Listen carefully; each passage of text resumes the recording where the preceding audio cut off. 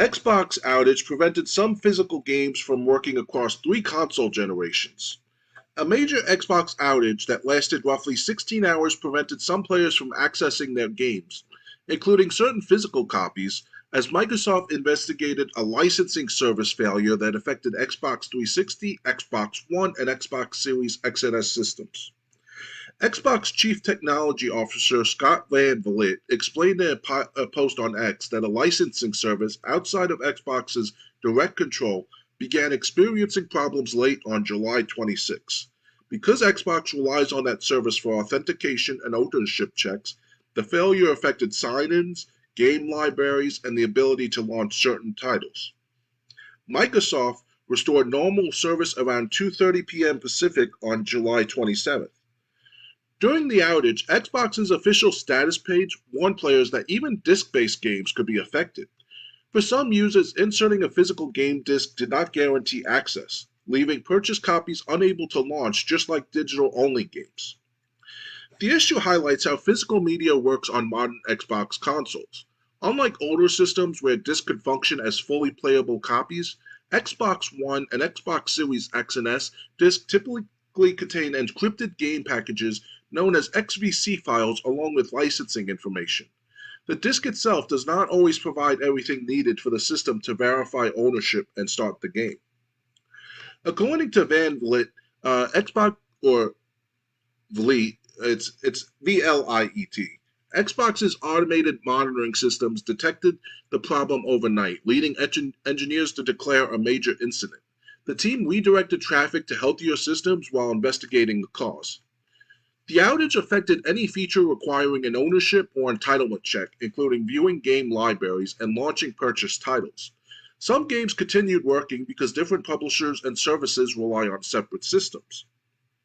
Van Lith said the company's internal review will focus less on the immediate cause and more on the larger questions surrounding the failure. I care less about the one-line root cause, he said, explaining that Microsoft wants to understand why one service failure had such a wide impact and why recovery took as long as it did. Microsoft has not fully explained why physical games were affected. However, Xbox developer documentation separates 2 types of connectivity problems: a complete internet outage and situations where internet access works, but a specific online service is unavailable. The system is designed to handle a full loss of internet by allowing games with offline functionality to launch based on their stored information. However, when individual services fail with it while the network itself remains connected, developers are responsible for ensuring their games handle the situation properly. A similar issue occurred during a previous Xbox outage in July 2024 when some players regained access to installed single-player games by manually switching their consoles into offline mode through network settings. The timing of the outage comes as debates over digital ownership continue across the gaming industry. Xbox services also experienced problems during the early access launch of Halo Campaign Evolved, while PlayStation Network suffered an outage of its own days earlier. The situation has drawn attention because Sony recently announced plans to stop producing physical PlayStation game discs for new releases beginning in 2028. A petition opposing Sony's decision has already gained hundreds of thousands of signatures from players concerned about losing access to purchased games. Meanwhile, Microsoft has reportedly been exploring a disc-to-digital system that would allow physical disc owners to receive digital licenses tied to their games. Reports have also suggested that future Xbox hardware could ship without a disk drive, although Microsoft has not officially confirmed those plans.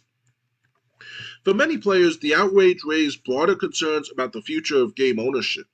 While digital licensing systems offer convenience and flexibility, incidents like this have renewed debate over whether purchased games should remain accessible even when online services fail. Well, obviously they should. That doesn't mean they will. And that's really a problem. I even ran into this problem what will be a full week tomorrow. Because last Monday I streamed Darksiders before work because I didn't have to start till the afternoon. And it didn't affect. And when I tried to sign into Xbox Live, I couldn't sign in but luckily I was still able to play Darksiders, despite it being a digital Xbox 360 game. So yeah, but I do remember it saying it wouldn't let me sign into Xbox Live, and I was like, why isn't it letting me sign in? Um, you know, usually, even if there's a problem like that, it corrects itself in like a minute or two.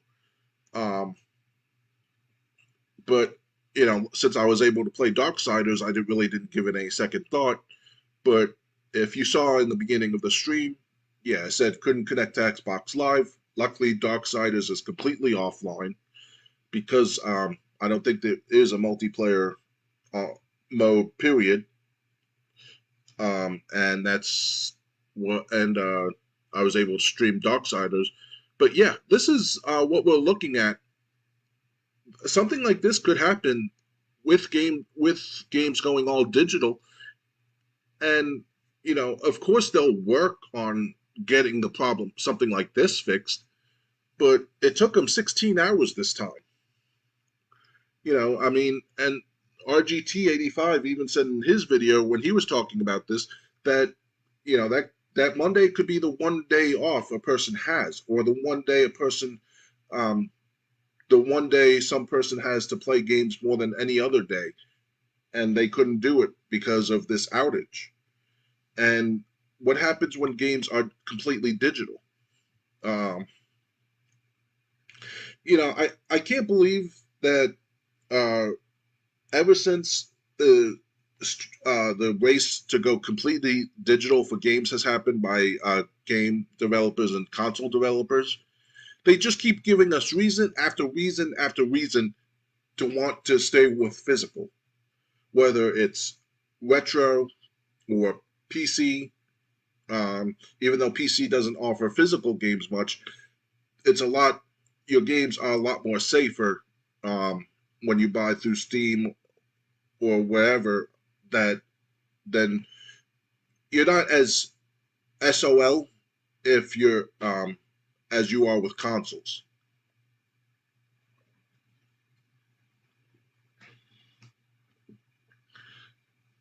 Yeah, so that's what happened with me. I was part of the outage. I didn't even know about it. And think about it. How happy are you going to be if it's your day off from work or school, and you try to log in and you can't log in, and all your games are you can't access them?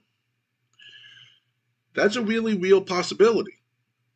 That's not going to happen with retro. Like I said, UFC Undisputed 2010, my Sega Genesis, my Sega CD, my PlayStation 2, where I play my PlayStation 1 and 2 games. All of that I can play anytime I want. So this is something that you have to think about, especially if you were planning on getting whatever Xbox's next console is. I definitely have no interest in getting it if it has no disk drive, and if it's going to be completely digital. My Xbox One is already a digital box because physical it won't the lasers that read DVDs and Blu-ray, those lasers don't work. Now I use my Xbox One mostly for YouTube more than I do for games, but so that's why it still serves a big purpose, and obviously I can still play the games there. But if I want to play an Xbox One game or something on my Xbox One, it has to be digital now. Yeah, I still got an Xbox 360. I got but like I got most retro systems, so other than losing YouTube, I would still be fine. I'd still be fine games wise. With this digital future. And like I said, I'm going to start investing more in retro games instead of games to play on my Xbox One or a Xbox Series or PS4 or PS5. Um, I don't even think I'm going to get a PS4 console, and I really doubt I'm going to get a PS5 now. So, like I said, the only thing I was even thinking of was getting the Xbox Helix, and those plans are scrapped if it's all digital. Um, It's just more reasons to go back to retro that the console developers are giving. Maybe they want to retire.